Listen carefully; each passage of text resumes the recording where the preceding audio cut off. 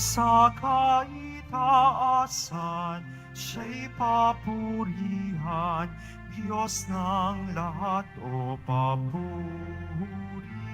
Sa kaitaasan, siya'y papurihan, ngayon at magpakailanman.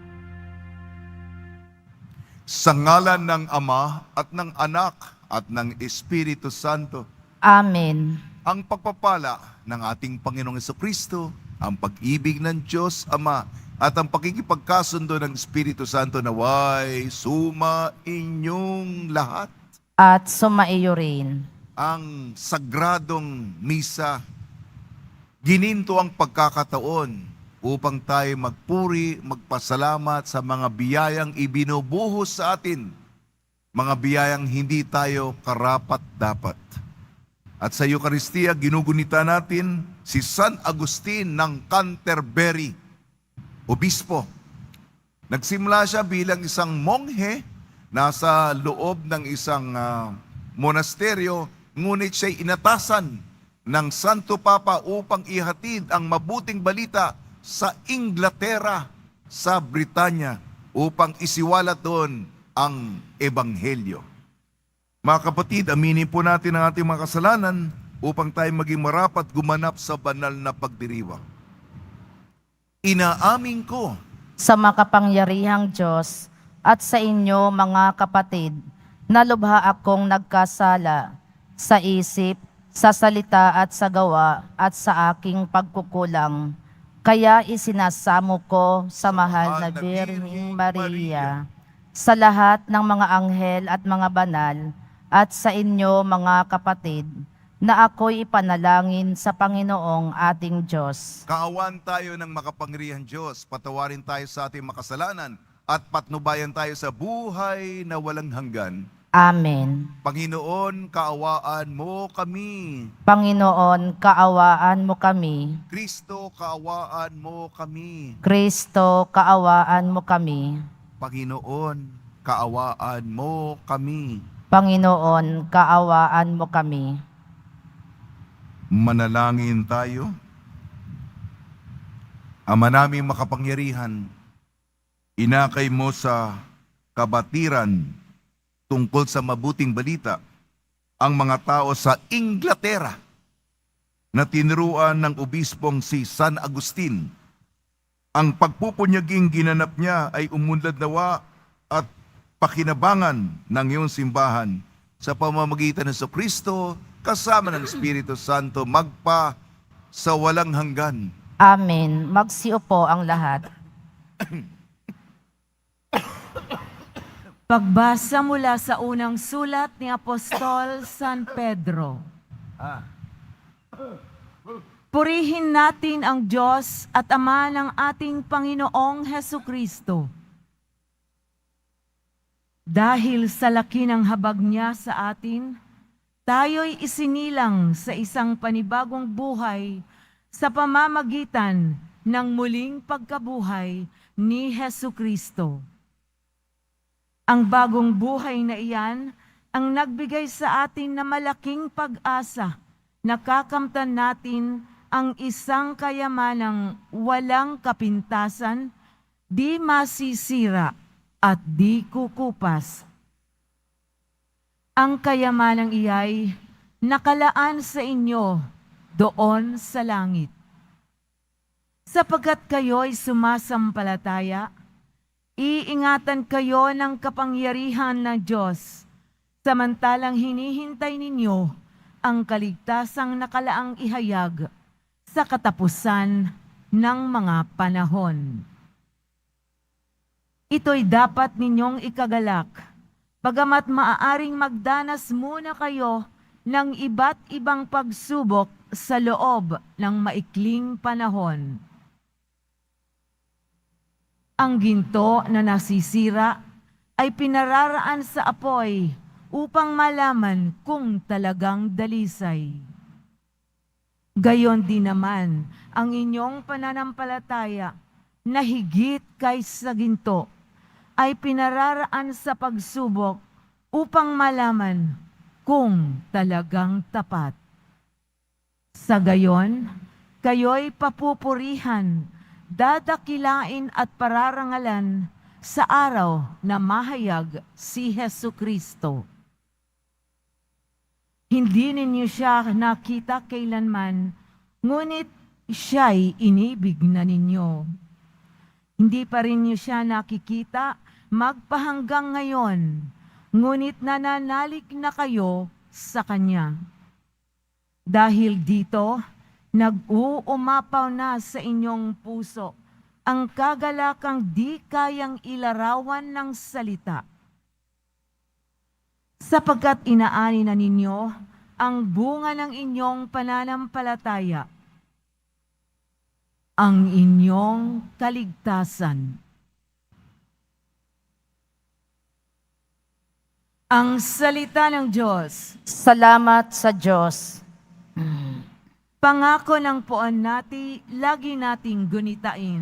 Pangako ng poon nati, lagi nating gunitain.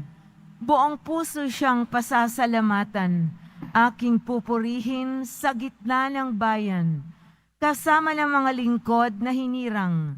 Napakadakila ng gawa ng Diyos, pinananabikan ng lahat ng lingkod. Pangako ng poon nati, lagi nating gunitain. Sa may pagkatakot, pagkaisagana, pangako ng poon ay di nasisira.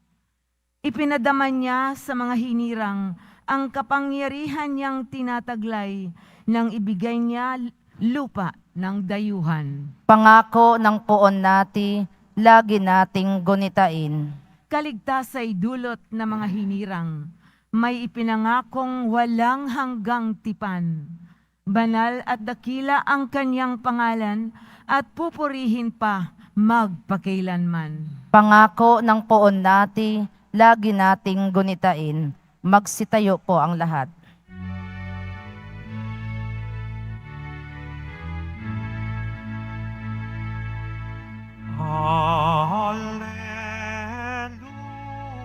Hallelujah, hallelujah, hallelujah, hallelujah.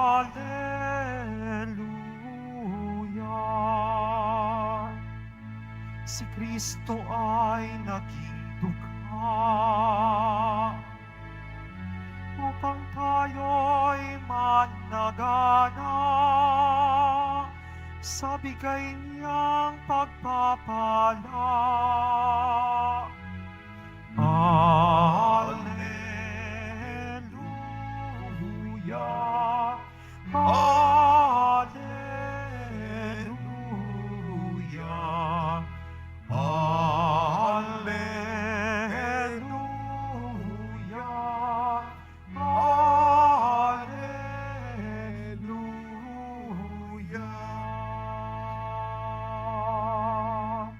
Sumainyo ang Panginoon. At sumaiyo rin. Ang mabuting balita ng Panginoon ayon kay San Marcos. Papuri sa iyo, Panginoon.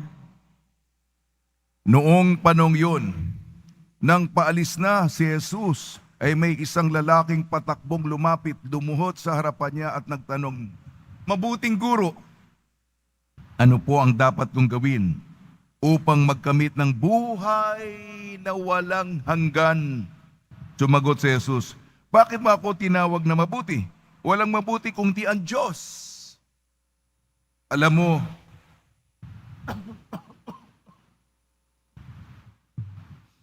ang mga utos, huwag kang papatay, huwag kang mangangalunya, huwag kang magnanakaw, huwag kang magsisinungaling sa iyong pagsaksi, huwag kang magdadaya, igalang mo ang iyong ama't ina." "Guro," sabi ng lalaki, "ang lahat po niya'y tinutupad ko na mula pa sa aking pagkabata." Magiliw siyang tinitigan ni Jesus at sinabi sa kanya, "Isang bagay pa ang kulang sa iyo. Humayo ka, ipagbili mo ang iyong ari-arian at ipamigay sa mga dukha ang pinagbilhan at magkakaroon ka ng kayamanan sa langit. Pagkatapos bumalik ka at sumunod sa akin. Namanglaw ang lalaki nang marinig ito at malungkot na umalis sapagkat siya'y napakayaman. Tiningnan ni Jesus sa mga nasa paligid niya at sinabi sa kanyang mga alagad, napakahirap mapabilang mga mayayaman sa mga pinagari ng Diyos. Nagtaka ang mga alagad sa pananalitang ito. Muling sinabi ni Jesus, mga anak, talagang napakahirap mapabilang sa mga pinagari ng Diyos. Madali pang makaraan ang kamelyo sa butas ng karayom kaysa pasakop sa paghahari ng Diyos ang isang mayaman. Lalong nagtaka ang mga alagad, kaya't sila'y nagtanungan, kung gayoy, sino ang maliligtas? Tiningnan sila ni Jesus at sinabi sa kanila, hindi ito magagawa ng tao, ngunit hindi ito mahirap sa Diyos. Magagawa ng Diyos ang lahat ng bagay. Ang mabuting balita ng Panginoon. Pinupuri ka namin, Panginoong Heso Kristo. Magsiyo po ang lahat. Isang mapagpalang Lunes pagkatapos pinagdiwang natin kahapon ng kapistahang dakila ng Panginoon. Banal na Santatlo, salamat sa Ama, salamat sa Anak, salamat sa Espiritu Santo. Patuloy po akong personal na nagpapasalamat sa pong Senyor. Ako'y tumigil lamang. Buti binigyan ako ng maikling pagkakataon upang mapalapit, masulyap ng malapit sa Kanya. Itong sapagkat dati sa misyon, liblib at malayong lugar ako, nakakasama ko lang ang po Senyor sa pamamagitan ng online na mga misa at nababanagan ko lang sa malayo. Ngayon ay malapitan at ang aking mga kahilingang tinataas ay nasasangguni ko sa Kanya. Mabait talaga ang Panginoon. Ang ating mapagbasa, unang sulat ni San Pedro. Ang sabi dito, paano natin malalaman ang ginto ay tunay na ginto? Aber, ang ginto kailangan dumaan muna sa apoy upang malaman natin kung puro, kung dalisay. Nako, ginintuan ba ang ating pananampalataya? Magyayabang tayo, Panginoon, baka ginto, baka pilak, baka tanso. Pero mga metal yan, kahit na pilak at tanso, dadaan pa rin sa apoy kung talagang tunay, walang halo. Ginto, napakahalagang metal. At ganun din tayo. Ay nako, sino ba gustong dumaan sa pagsubok? Sa pagtitiis? Sa pagsasakripisyo?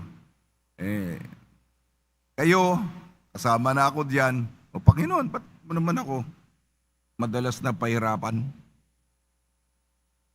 Talaga, mahirap. Hindi kita maintindihan, Panginoon. Pero itong sinasabi sa unang sulat ni San Pedro, kung ginintuan, kung sinasabing wagas ang ating pagmamahal sa Kanya, dadaan po to sa apoy ng pagsubok. Tayo po'y lilitisin, tayo po'y susubukin, dadaan po tayo sa mga pagsusulit. Ating ebanghelyo ayon kay San Marcos, sa madalit sabi, buti naman wala naman sa ating mga may mga milyones pa kayo, o kaya mga bilyones, kasi maliit yung milyon ngayon. Ang sinasabi dito ay talagang napakahirap. Una na muna, kung maraming pera ay maraming tukso. Maraming tukso. Mahata ka sa kaliwat kanan ng mga bagay na hindi kaaya-aya. Alam po natin ito. Kahit na yon, hindi natin naiisip ang Diyos. Kulang ang panahon natin sa Diyos kasi ang kayamanan talagang iilan lang kasi mga mayayaman. At ang problema ng mga mayayaman kung paano mapapanatili, palalaguin ang pera. Buti tayo, ay isang kahig, isang tuka. Ayun lang, sapat lang. Kung sapat lang, okay lang.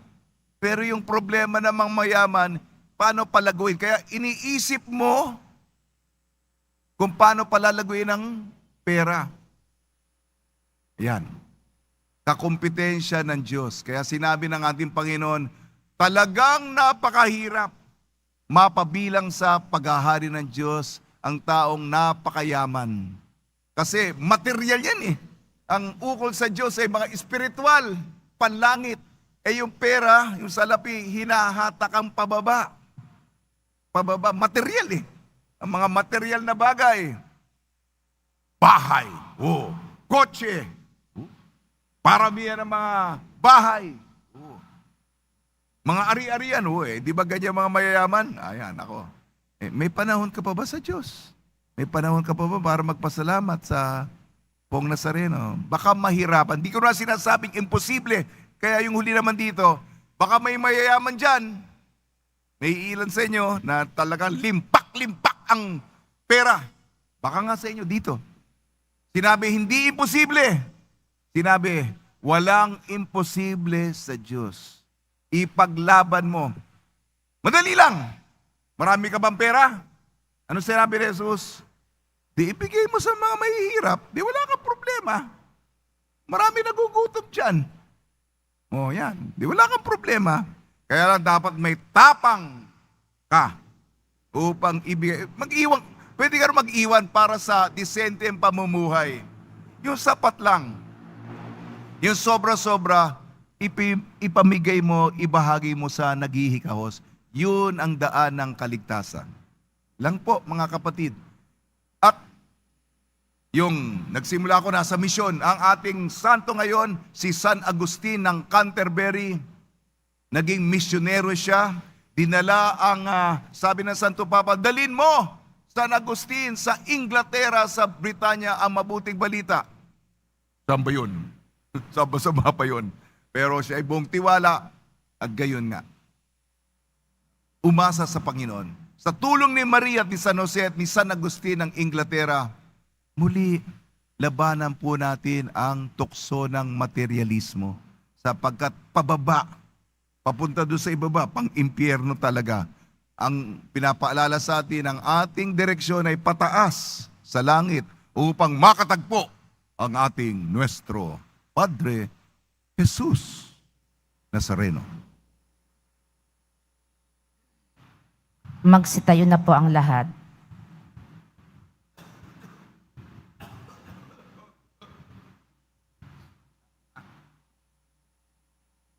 Minamahal ko mga kapatid, manalangin tayo ngayon sa ating Diyos Ama para sa katatagan na mapaglabanan natin ang mga tukso ng kayamanan at kasiguruhan.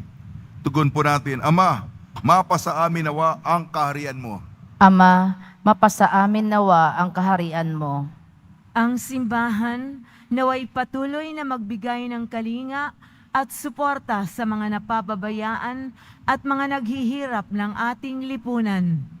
Manalangin tayo. Ama, mapasa amin nawa ang kaharian mo. Ang mga tinatawag na tagasunod ni Kristo, naway kanilang mapagtanto na mas mahalaga sa buhay ang pagkalinga sa iba at pangangalaga sa mga kapuspalad kaysa sa sarili. Manalangin tayo. Ama, mapasa amin nawa ang kaharian mo. Ang lahat ng tao naway matagpuan ang karunungan na unahin ang paghahanap sa kaharian ng Diyos at ialay ang kanilang buhay sa paglilingkod sa Panginoon. Manalangin tayo. Ama, mapasa amin nawa ang kaharian mo. Ang mga may sakit naway mabigyang kasiyahan at kalakasan, at ang mga yumao nating kamag-anak at kaibigan naway makasalo sa kasiyahan ng tagumpay ni Kristo sa kaharian ng langit. Manalangin tayo. Ama, mapasa amin nawa ang kaharian mo. Makalangit na Ama, bigyan mo kami ng kalakasan ng loob na mamuhay sa karukhaan sa Espiritu at sumunod sa halimbawa ni Kristo na naging dukha upang kami ay umunlad. Hiniling namin sa pamamagitan ni Kristo ang aming Panginoon. Amen. Magsiupo ang lahat.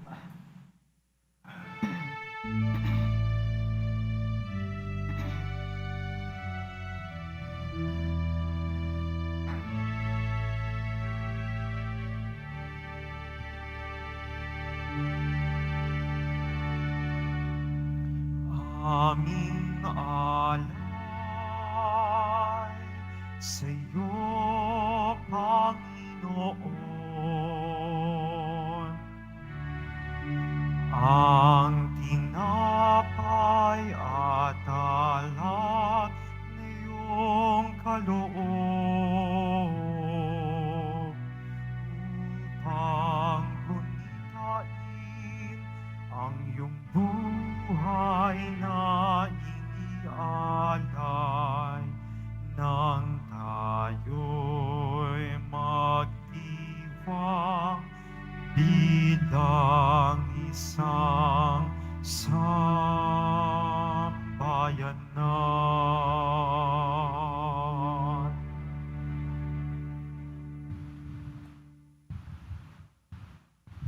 Manalangin kayo mga kapatid upang ang ating paghahain ay kalugdan ng Diyos amang makapangyarihan. Tanggapin nawa ng Panginoon itong paghahain sa iyong mga kamay, sa kapurihan niya at karangalan sa ating kapakinabangan at sa buong sambayanan niyang banal. Ama namin lumikha, tunghayan mo ang mga alay na nasa dambana. Ngayon kami naghahain para si San Agustin ay magunita sa kapagpapatawad ng aming mga kasalanan, sa ikatutupad ng aming pagsamba sa iyong ngalan, sa pamamagitan ng Kristo kasama ng Espiritu Santo magpasawalang hanggan. Amen. Sumainyo ang Panginoon. At sumaiyo rin. Itaas sa Diyos ang iyong puso at diwa. Tinaas na namin sa Panginoon. Pasalamatan natin ang Panginoong ating Diyos. Marapat na siya ay pasalamatan.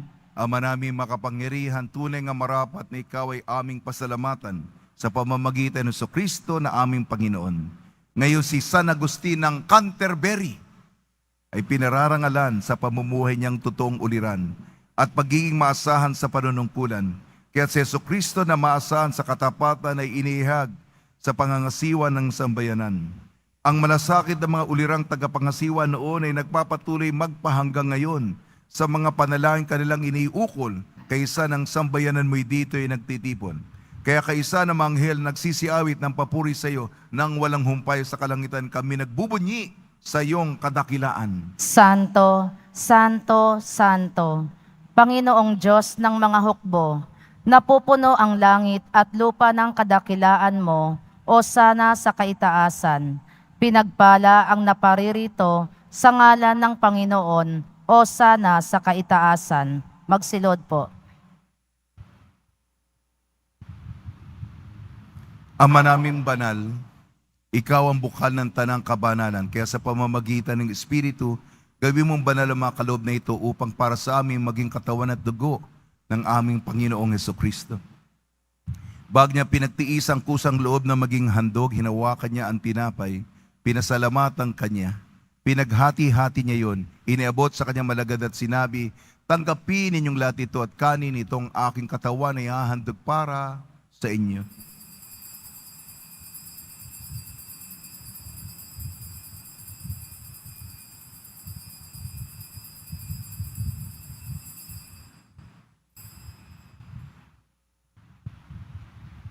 Hindi naman nung matapos ang hapunan, hinawakan niya ang kalis, muli kanyang pinasalamatan. Inibot niyang kalis sa kanyang malagad at sinabi, tanggapin ninyong lahat ito at inumin. Itong kalis ng aking dugo, ng bago at walang hanggantipan. Aking dugo na ibubuhos para sa inyo at para sa lahat. Sa kapagpapatawad ng mga kasalanan, gawin ninyo sa pag-alala sa akin.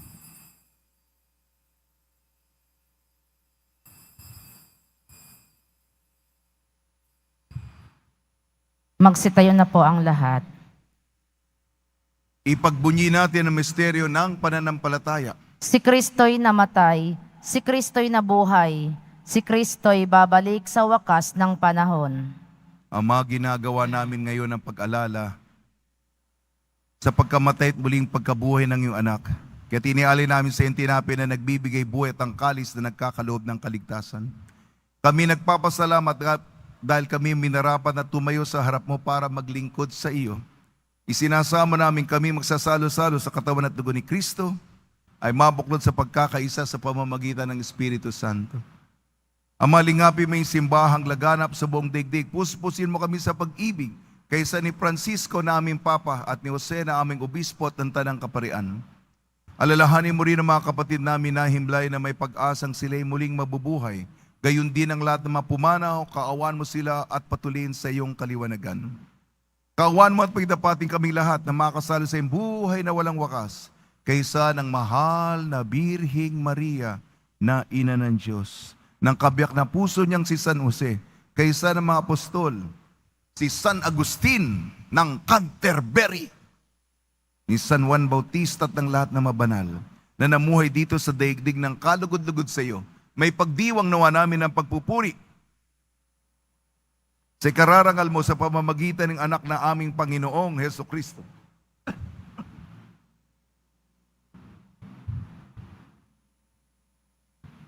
Sa pamamagitan ni Kristo, kasama niya at sa Kanya, ang lahat ng parangal at papuri ay sa iyo, Diyos amang makapangyarihan, kasama ng Espiritu Santo magpa sa walang hanggan. Amen.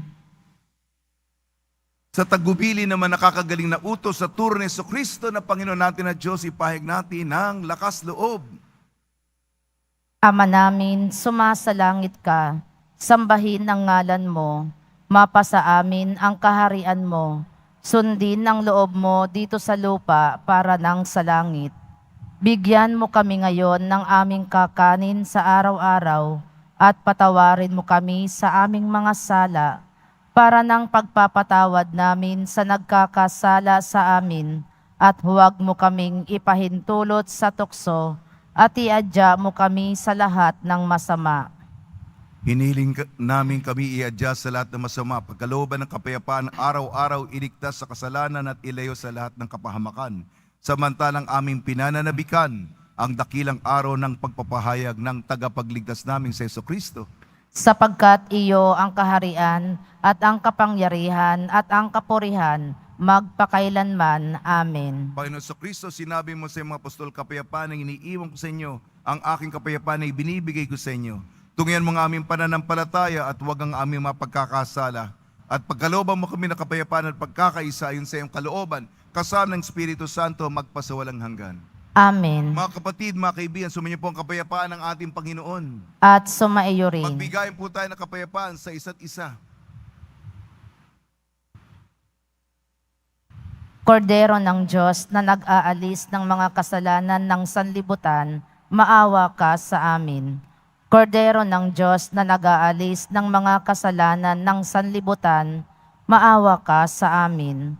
Kordero ng Diyos na nag-aalis ng mga kasalanan ng sanlibutan, ipagkaloob mo sa amin ang kapayapaan. Magsiluhod po. Ito ang kordero ng Diyos, ito nag-aalis ng kasalanan ng sanlibutan, mapalad ang mga inayayahan sa kanyang piging. Panginoon, hindi ako karapat-dapat na magpatuloy sa iyo, ngunit sa isang salita mo lamang ay gagaling na ako.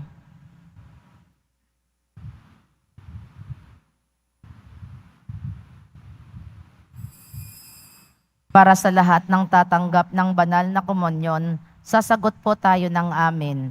Pagkasabi ng pari o ng lay minister ng katawan ni Kristo, at isubo agad sa bibig bago umalis sa harapan ng pari o lay minister. Sumunod po tayo.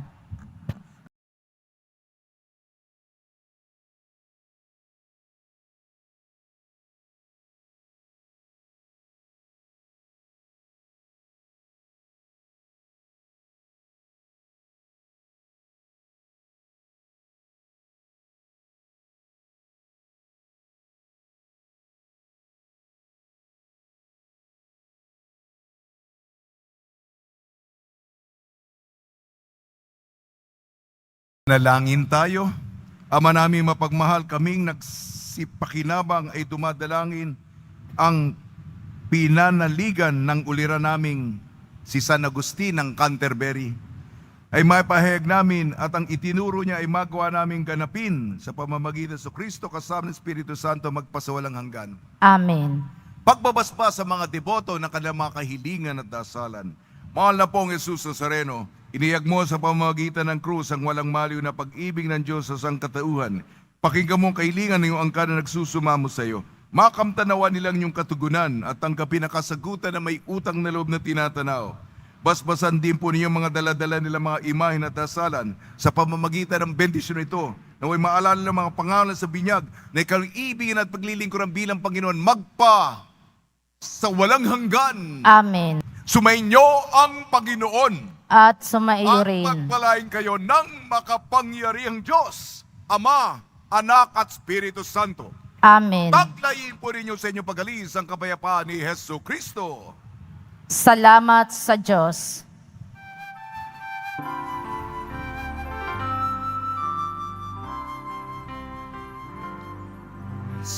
Padre Jesus Nazareno, sinasamba ka namin. Pinipintuho ka namin. Para mo ang aming buhay at kaligtasan. Nuestro Padre Jesus Nazareno, iligtas mo kami sa kasalanan. Ang krus mong hinamatayan ay sagisag ng aming kaligtasan. Nuestro Padre Jesus Nazareno, dinarangal ka namin. Nuestro Padre Jesus Nazareno, iluwalhati ka namin. Nuestro Padre Jesus Nazareno, dinarangal ka namin. Nuestro Padre Jesus Nazareno, iluwalhati